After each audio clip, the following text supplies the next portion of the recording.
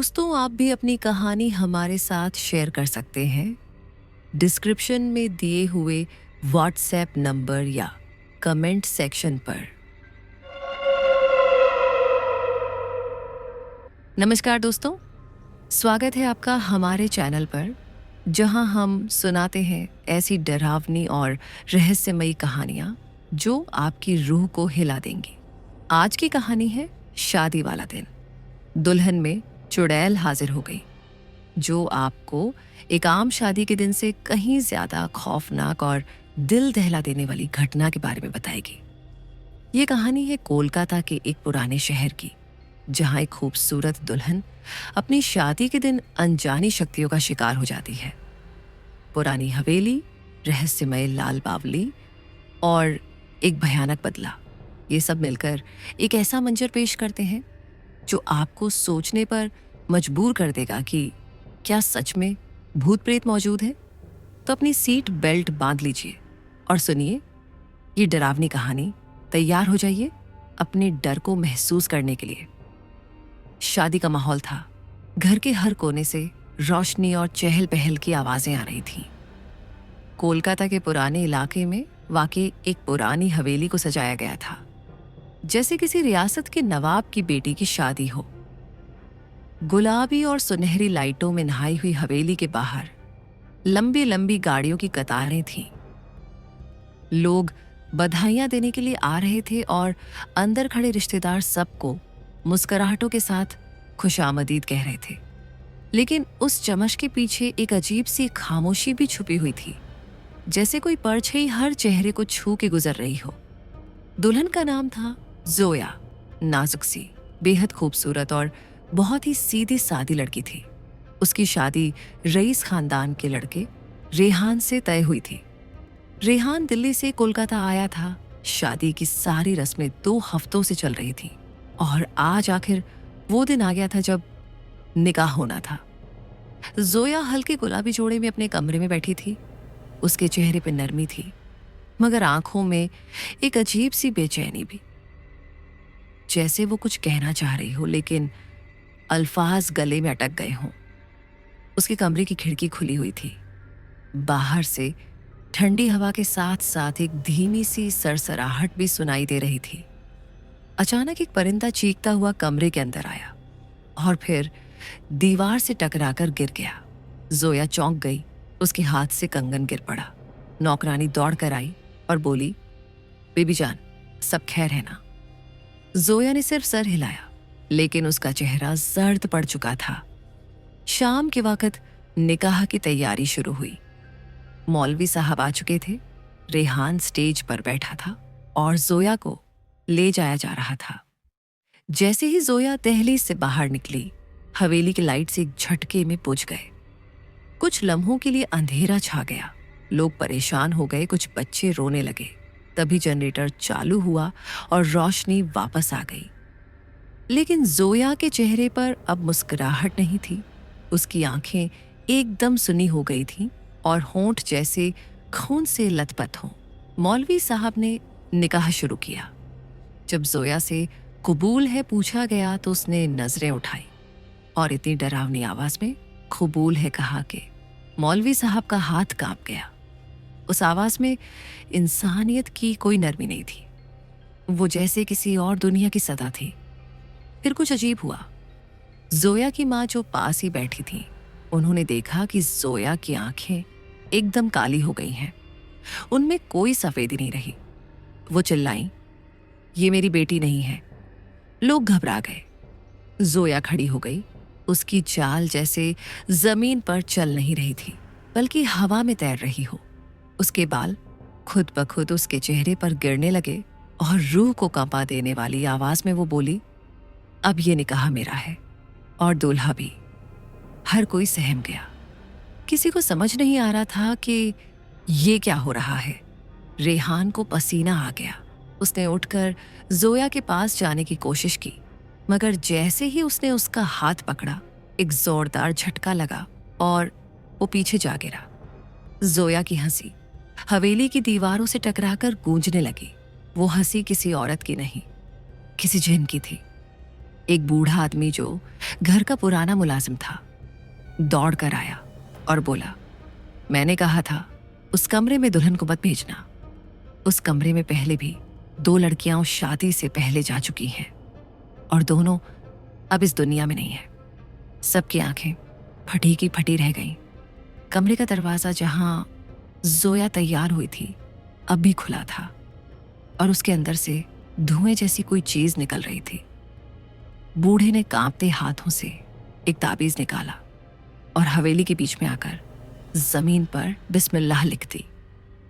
तभी जोया चीखी, उसके मुंह से लहू की उल्टी निकली और वो वहीं गिर गई। सब लोग उसके पास दौड़कर पहुंचे, मगर जब उसे उठाया गया तो जोया का जिस्म एकदम ठंडा हो चुका था और उसकी आंखें बंद थीं। लेकिन एक बात अजीब थी, वो अब भी सांस ले रही थी। डॉक्टर को बुलाया गया, मगर डॉक्टर ने कहा कि ऐसा केस मैंने कभी नहीं देखा। दिल धड़क रहा है मगर दिमाग किसी और दुनिया में है। उसकी मां झाड़ों को तार रो रही थी और बार बार कह रही थी, ये मेरी बेटी नहीं, ये कोई और है। रेहान की बहन आलिया, जो थोड़ी बहुत रूहानी चीजों में यकीन रखती थी, ने कहा, हमें किसी पीरो फकीर के पास जाना होगा। ये मामला दवाओं से नहीं, दुआओं से हल होगा। और उसी रात बिना किसी को बताए आलिया जोया को लेकर एक पुराने दरगाह की तरफ निकली, जहां एक बुजुर्ग पीर बाबा रहते थे। कहते हैं वो रूहों से बात कर सकते थे। दरगाह की तरफ जाने वाला रास्ता बिल्कुल सुनसान था। रात के अंधेरे में कोलकाता की गलियां जैसे किसी भूली हुई दुनिया की गवाह बनी खड़ी थी। आलिया ने जोया को एक ऑटो में बैठाया था, मगर ऑटो वाला रास्ते में ही डर कर उतर गया। बोला, बाजी, इस दरगाह के पास जाने से पहले लोग खुदा का नाम लेकर 10 बार सोचते हैं। वहां कई सालों से कोई नहीं गया। वहां कुछ है जो इंसानों से नफरत करता है। मगर आलिया का इरादा पक्का था।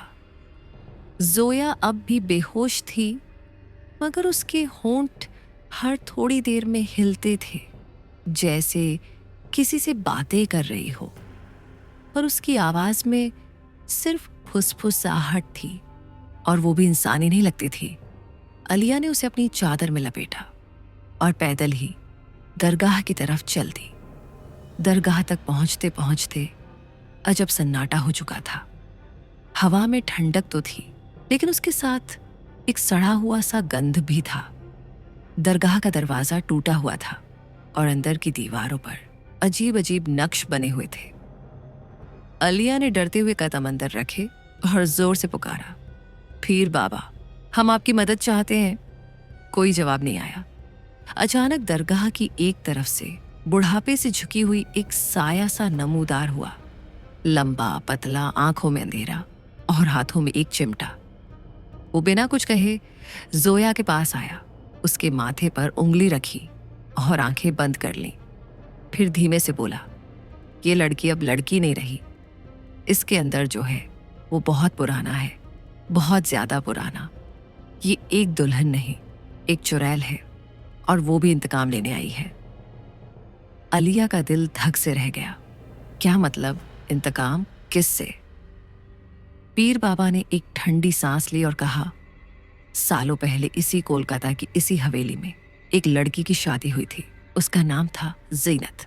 बेहद हसीन और शरीफ खानदान की लड़की थी, मगर उसके शौहर ने उसे शादी की रात ही जानवरों की तरह मारा, सिर्फ इसलिए कि उसे शक था वो किसी और से मोहब्बत करती थी।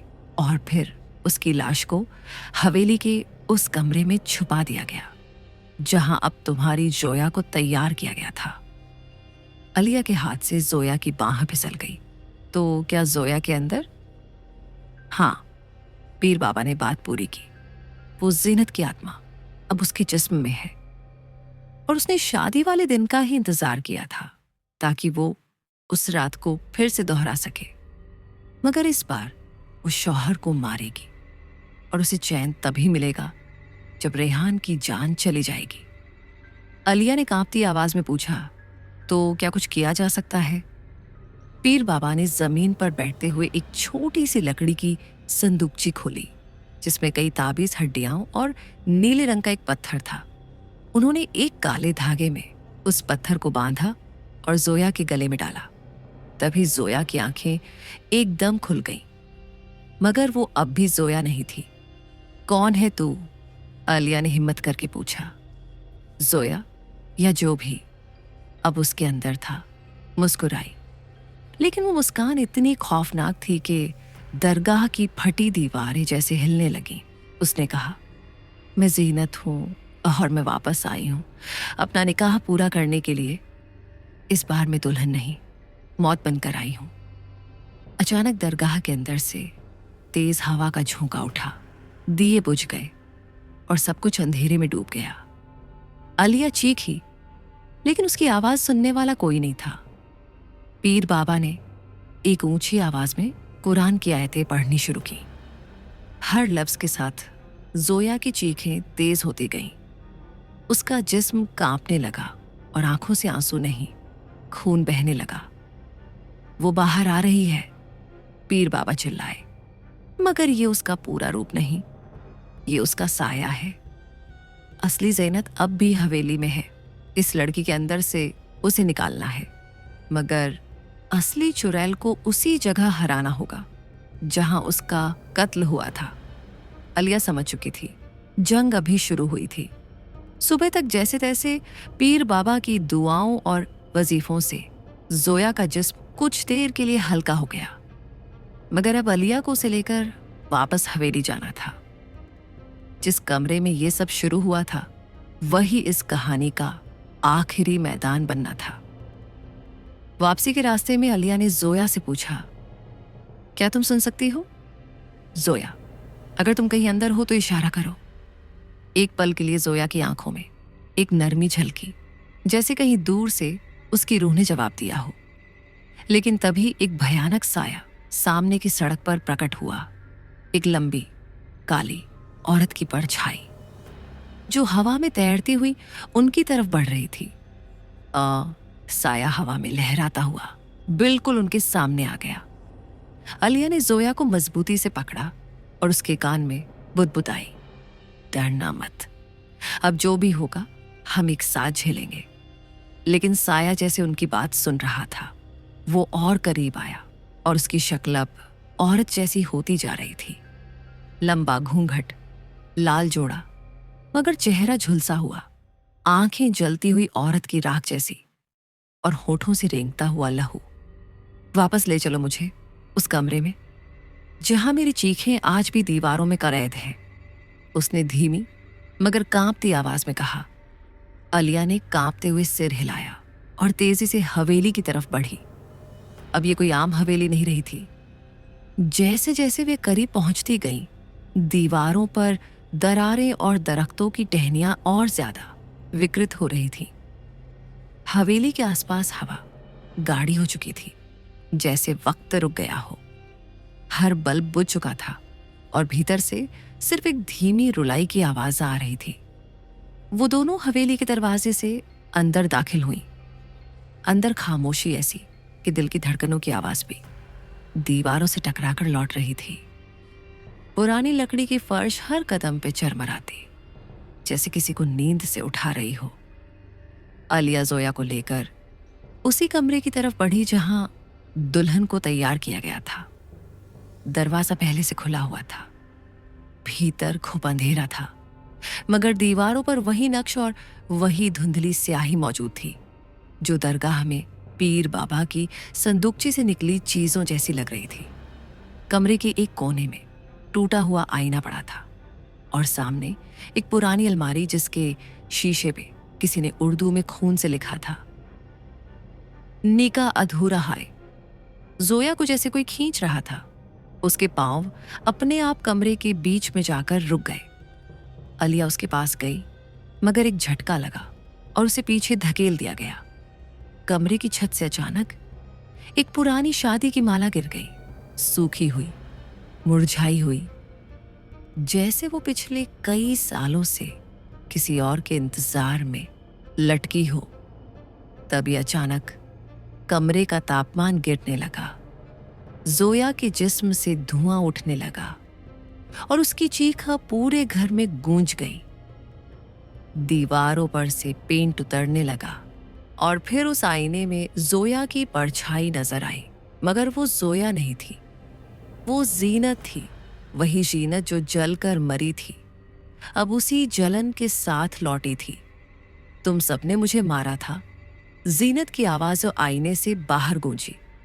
मेरे शौहर ने मेरी मौत की साजिश रचाई थी और तुम सब खामोश रहे। अब मैं भी किसी की चुप्पी नहीं सुनूंगी। आज इस हवेली में फिर से खून बहेगा, मगर इस बार इंतकाम पूरा होगा। आलिया ने कांपती हुई आवाज में कहा, मगर जोया का क्या कसूर है? क्यों उसकी रूह को कैद कर रखा है तूने? आईना एक झटके से फूटा और उसी के बीच से धुएं की एक रेखा बाहर निकली। वो जीनत की असली रूह थी। अंजलि, बदन पे शादी का जोड़ा और होठों पर मुस्कान के बजाय लानत। मैं इस लड़की को पसंद करती हूं, ये मासूम है इसलिए इसके जिस्म में उतरी थी। ताकत मिलती है मासूम दिलों से, जीनत बोली। मगर अब मैं अकेली नहीं, इस हवेली में और भी हैं औरतें जो मेरी चीखों पे सोई थीं। अब सब जाग गई हैं। उसी वक्त हवेली के दूसरे कमरों से चीखें उठी, जैसे दीवारों में दबी कई और रूहें अब जाग चुकी थीं। दरवाजे अपने आप बंद हो गए।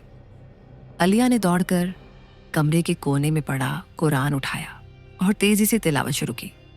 जोया जमीन पर गिर चुकी थी। उसकी आंखें अब एकदम सफेद हो चुकी थीं। पुतलियां गायब, सिर्फ रोशनी।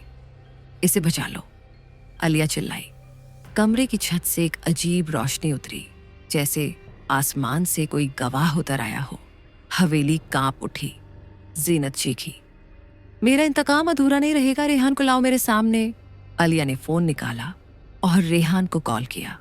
जो कुछ भी हुआ सब छोड़, वापस आ अभी, नहीं तो बहुत देर हो जाएगी। कुछ ही देर में रेहान कांपता हुआ हवेली के दरवाजे पर खड़ा था।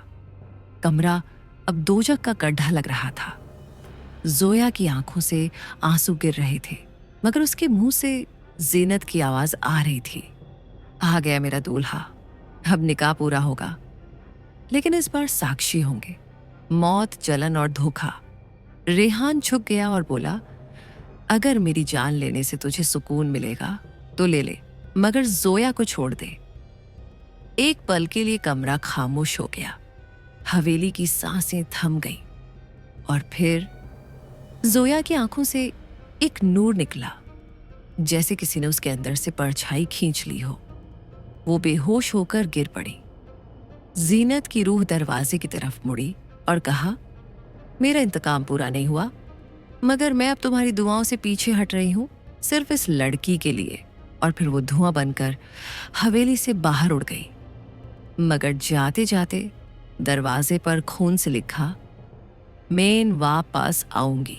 जोया की पलकें धीरे धीरे खुली, मगर आंखों में अभी भी कोई परछाई बाकी थी। कमरा अब ठंडा था, मगर अजीब सन्नाटा उसमें अब भी जमा हुआ था। आलिया उसके पास बैठी थी, उसके माथे पर पानी का गीला रूमाल रखे कांपते हाथों से दुआ करती जा रही थी। जोया, मेरी जान, तुम ठीक हो? आलिया ने फुसफुसाते हुए पूछा। जोया ने कुछ पल आंखें बंद रखीं, फिर अचानक उसका जिस्म झटका खा गया। वो अभी भी अंदर है, उसने छोड़ा नहीं मुझे। उसकी आवाज गहरी मगर डर से थरथराती थी। आलिया का दिल फिर से डूबने लगा। नहीं जोया, वो चली गई है, तुम अब आजाद हो। लेकिन तभी हवेली के कोने से फिर वही जानी पहचानी फुसफुसाहट आई, जैसे कोई दीवारों के पीछे से बोल रहा हो, नाहिन, अभी निकाह पूरा नहीं हुआ। रेहान, जो अब तक दरवाजे के पास बैठा अपना सर पकड़े खामोश था, उठा और बोला, ये सब मेरी वजह से हुआ। मेरी लालच, मेरा झूठ, मैंने ही जीनत को धोखा दिया था। उसकी मौत मेरे नाम पर लगी हुई बद्दुआ है। आलिया गुस्से में उठी। तो अब क्या चाहते हो? अपनी गलती की कीमत कौन चुकाएगा? ये लड़की जिसकी जिंदगी तुमने नरक बना दी। रेहान कुछ नहीं बोला, बस धीरे धीरे कमरे से बाहर निकलने लगा। उसकी चाल जैसे कोई पापी आत्मा का बोझ लिए चल रही हो। हवेली से बाहर निकलते ही उसने देखा आसमान पर काले बादल छाए थे और हवा में राख उड़ रही थी। दूर मंदिर की घंटियों के साथ किसी बच्चे के रोने की आवाज भी आने लगी। जोया अब फिर से बिस्तर पर लेटी हुई थी, मगर उसका जिस्म बार बार कांप रहा था। उसकी सांसें गहरी होती जा रही थीं और अचानक उसकी आंखों से फिर वही सफेद रोशनी निकली और इस बार पूरे कमरे की दीवारें उस रोशनी से चमक उठीं। आलिया ने देखा बिस्तर के पास की जमीन पर एक गोल दायरा बन चुका था और उस दायरे में जलती हुई लकड़ियों की बू आने लगी थी। ये क्या हो रहा है? आलिया ने कांपते हुए कहा। दरवाजे के पीछे से एक अजनबी सी आवाज आई। वो वापस आ रही है। आलिया दरवाजा खोलकर बाहर भागी तो देखा हवेली के हाथे में कोई खड़ा है।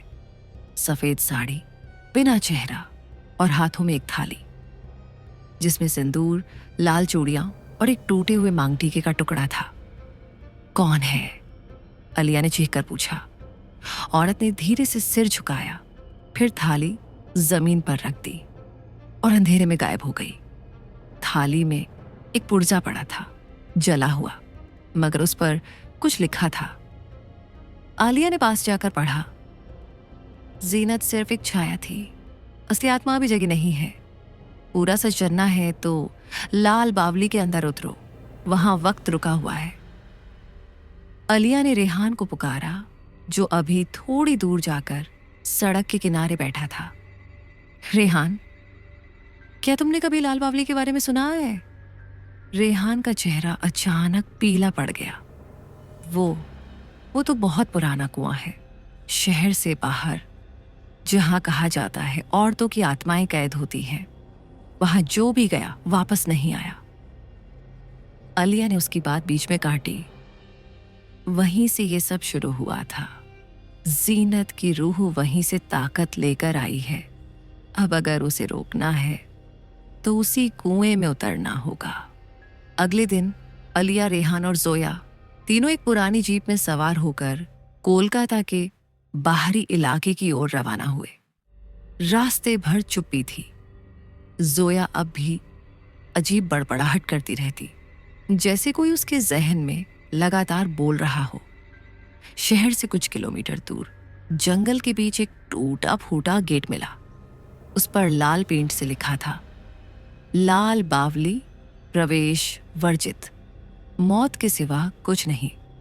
जीप वहीं रोकनी पड़ी। तीनों पेड़ों और सूखे पत्तों के बीच से होते हुए बावली की तरफ बढ़े। रास्ता इतना सुनसान था कि पत्तों की चरमराहट भी किसी की चीख जैसी लग रही थी। आखिरकार एक काले पत्थर की बावली नजर आई। उसके चारों ओर लाल कपड़े बंधे हुए थे, जिन पर कुछ टोटके टंगे थे। कुएं के अंदर झांकते ही रेहान की सांस अटक गई। पानी नहीं था, सिर्फ नीचे तक जाती अंधकार की सुरंग थी। आलिया ने जोया की तरफ देखा। अब फैसला तुम्हारा है, क्या तुम इसके अंदर उतरना चाहती हो? जोया की आंखें अब साफ थीं। उसने सिर हिलाया। अगर मेरे अंदर अब भी जीनत की परछाई बाकी है तो मैं उसे यहीं छोड़कर जाऊंगी, हमेशा के लिए। तीनों ने हाथ में जलती हुई मशाल ली और रस्सी के सहारे उस कुएं में उतरना शुरू किया। हर मीटर के साथ ठंडक बढ़ती गई और फिर एक गहराई के बाद उन्हें जमीन मिली। नीचे एक और दरवाजा था, लोहे का, जंजीरों से जकड़ा हुआ, जिस पर उभरे हुए शब्द थे, यहान वक्त रुक गया है। लोहे का दरवाजा धीरे धीरे चरमराता हुआ खुला, जैसे सदियों से बंद पड़ा हो। दरवाजे के पीछे एक लंबी सुरंग थी, न जमीन न आसमान, बस एक रास्ता जो अंधेरे में कहीं गुम होता चला जाता था। सुरंग की दीवारें नम थीं और हर कुछ कदम पर एक अजीब गंध आती थी, सड़ी हुई यादों की, बीते वक्त की। आलिया ने मशाल को और ऊपर उठाया, रोशनी को आगे फैलाया, मगर सामने अब भी घुप अंधेरा था। जोया ने उसके कंधे पर हाथ रखा। उसकी आंखों में अब डर नहीं था, अब एक ठान लेने वाली नजरों का असर था। रेहान सबसे पीछे था। उसकी सांसें तेज हो रही थीं। हर बार जब कोई आवाज गूंजती, वो पलटकर देखता, मगर पीछे बस वही कुआं था जो अब धुंध में डूब चुका था। सुरंग में चलते हुए उन्हें एक अजीब सी जगह मिली। एक गोल कमरा जिसके बीचों बीच एक पुराना झूला पड़ा था। उसके ऊपर एक साड़ी टंगी थी, वही जो ज़ैनत की शादी की रात गायब हो गई थी। जोया ने उस झूले की तरफ कदम बढ़ाए। जैसे ही उसने साड़ी को छूने की कोशिश की, अचानक पूरे कमरे में एक सर्द हवा फैल गई और झूला अपने आप हिलने लगा। और फिर एक नारी स्वर गूंजा, शादी की रात अधूरी थी, अब पूरी होगी। आलिया और रेहान ने जोया को पीछे खींचा, मगर अब बहुत देर हो चुकी थी। कमरे की दीवारें बदलने लगी, जैसे वो अब असली रूप में आ रही हों। दीवारों पर खून से भरे हाथों के निशान बन गए थे। फर्श पर सिंदूर की रेखाएं खुद ब खुद खींचने लगी। झूले पर अब कोई बैठा था, एक धुंधली मगर भयानक आकृति, जिसकी आंखें जल रही थीं और बाल जमीन तक लटक रहे थे। ज़ीनत। आलिया की सांस रुक गई। आकृति ने सिर उठाया। उसका चेहरा आधा जला हुआ था और अधूरी मांग में टूटी चूड़ियां थीं। उसने जोया की तरफ देखा और एक घुटी हुई हंसी के साथ बोली, मुझसे मेरा दूल्हा छीना गया था, अब मैं किसी और की दुल्हन बनूंगी। जमीन कांपने लगी। दीवारों से आवाजें आने लगी, जैसे सैकड़ों औरतों की आत्माएं किसी इंतजार में हो। रेहान एक कोने में गिर पड़ा। उसका चेहरा जर्द हो गया। माफ कर दो ज़ीनत, मेरी वजह से तुम्हारा सब कुछ छिन गया।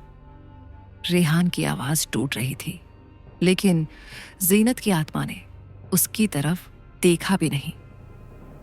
उसकी नजरें सिर्फ जोया पर थीं। बस तू बचेगी नहीं, तुझे मेरा जिस्म बनना होगा और तब जाकर मैं इस दुनिया से रुखसत हो पाऊंगी।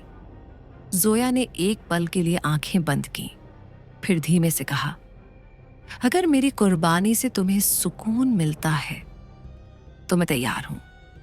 आलिया चौंक गई। नहीं जोया, ये आत्मा तुम्हारा इस्तेमाल कर रही है। मगर अब बहुत देर हो चुकी थी। ज़ीनत की रूह ने अपने जलते हुए हाथ जोया के माथे पर रख दिए। पूरे कमरे में चीखें गूंजने लगीं। झूला तेजी से घूमने लगा, हवा में राख उड़ने लगी और चारों तरफ आग की लपटें उठने लगी। फिर अचानक अंधेरा, एक गहरी, बहुत गहरी खामोशी। कुछ देर बाद जब आलिया ने अपनी आंखें खोली तो देखा कमरा अब वैसा नहीं रहा। जमीन साफ थी, झूला गायब था और ज़ीनत की रूह भी। रेहान उठकर चारों ओर देखने लगा। जोया। कमरे के बीचों बीच जोया खड़ी थी, मगर उसकी आंखें अब वैसी नहीं थीं। वो जल रही थीं। उसकी चाल, उसकी मुस्कुराहट, वो जोया नहीं रही थी। अब शादी पूरी हो चुकी है। उसकी आवाज में दो स्वर गूंज रहे थे। रेहान पीछे हटा। तू तू ज़ीनत है। जोया ने सिर झुकाया और जब दोबारा सिर उठाया तो चेहरा आधा जोया का था और आधा ज़ीनत का। अब तुम सबको इस शादी की मिठाई छकनी होगी, उसने कहा और कमरे की जमीन एक बार फिर हिलने लगी। आलिया ने मशाल को जोया की तरफ फेंका और जोर से चिल्लाई, तू कभी इंसानी जिस्म में सुकून नहीं पा सकती ज़ीनत। तेरी जगह यही बावली है, तेरा अंत भी यही होगा। अचानक कमरा तेजी से घूमने लगा। दीवारें पिघलने लगीं और पूरा कुआं ऊपर से भरने लगा। पानी और राख के बीच ज़ीनत की आत्मा चीखने लगी, नहीं, ये मेरा बदला है, मैं अधूरी नहीं मरूंगी। लेकिन इस बार आलिया और रेहान ने पीछे हटते हुए जोया का हाथ पकड़ लिया और खींचते हुए सुरंग की ओर दौड़ पड़े। पीछे से ज़ीनत की चीखें अब पानी में डूब रही थीं। कई मिनटों की दौड़ के बाद वो तीनों कुएं की सीढ़ियों तक पहुंचे। रस्सी अब भी वहीं थी। जल्दी जल्दी ऊपर चढ़ते हुए तीनों बाहर निकले और जैसे ही बाहर की हवा फेफड़ों में घुसी, उन्होंने पहली बार जिंदा होने का एहसास किया। कुएं के अंदर से एक आखिरी चीख आई और फिर सब शांत हो गया। जोया अब पूरी तरह बेहोश थी, मगर उसके चेहरे पर अब शांति थी। उसकी आत्मा अब भी उसी की थी। जीनत जा चुकी थी। रेहान जमीन पर बैठकर रो पड़ा। उसकी आत्मा अब आजाद है। अलिया ने आसमान की तरफ देखा। काले बादल हट चुके थे। कोलकाता की हवेली अब पीछे रह गई थी, मगर लाल बावली अब भी वहीं थी, बंद। मगर शायद हमेशा के लिए नहीं। 4 दिन बीत चुके थे। कोलकाता की हवा अब वैसी नहीं रही थी। हवाओं में अब वो सर्दी नहीं थी जो किसी छुपे हुए राज की होती है। मगर हर शाम सूरज ढलते ही उस हवेली के आसपास अब भी सन्नाटा उतर आता था। जोया अब होश में थी। अस्पताल के कमरे में उसकी आंखें खुली तो सामने सबसे पहला चेहरा जो उसे नजर आया वो अलिया का था। आंखों में थकी हुई राहत और चेहरे पर एक साया, जैसे कोई सपना पीछा छोड़ने को तैयार ही ना हो। कहाँ हूं मैं?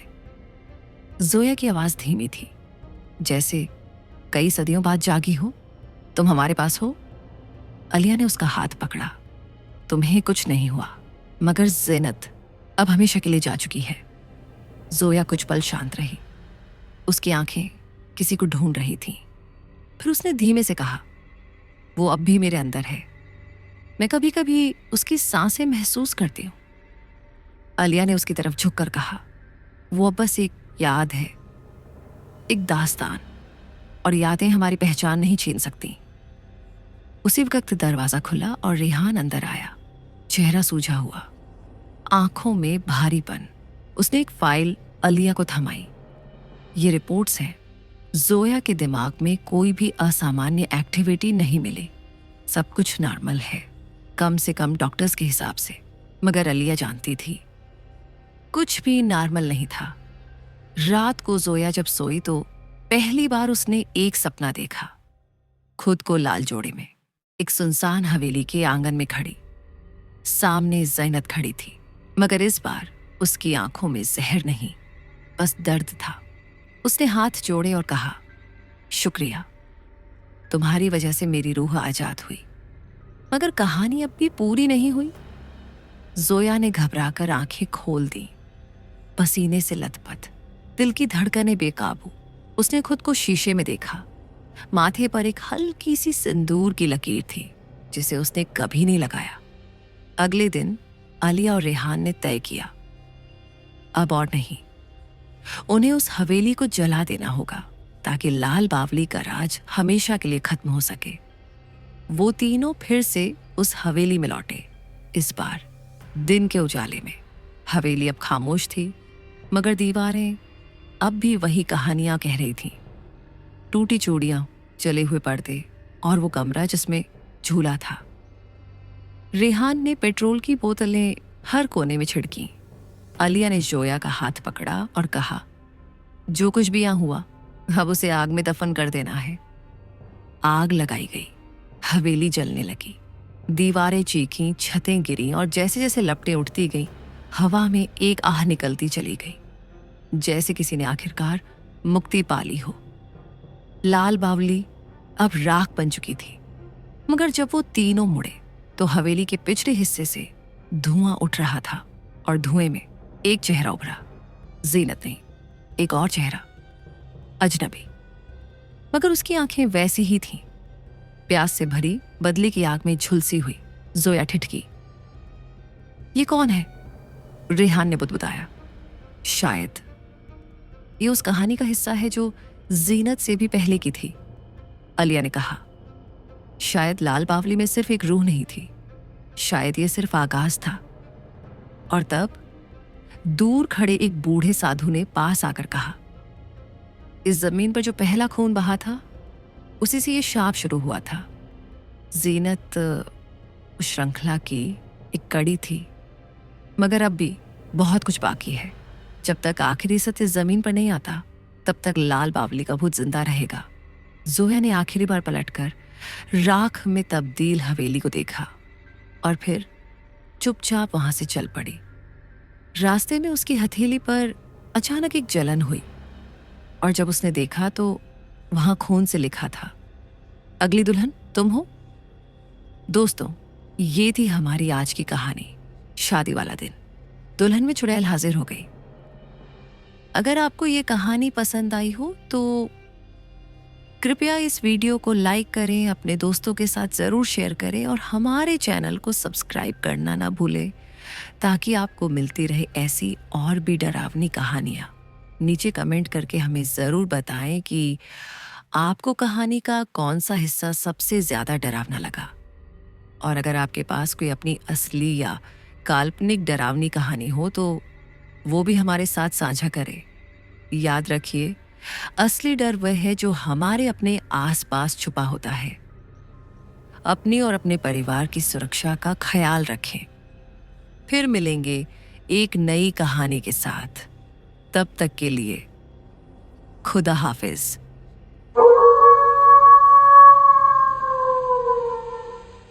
अगर आपको हमारी कहानी पसंद आए तो हमारे चैनल को सब्सक्राइब करना ना भूलें और बेल आइकन को दबाना ना भूलें, ताकि आपको हमारी अगली हॉरर कहानी की अपडेट्स मिलती रहे।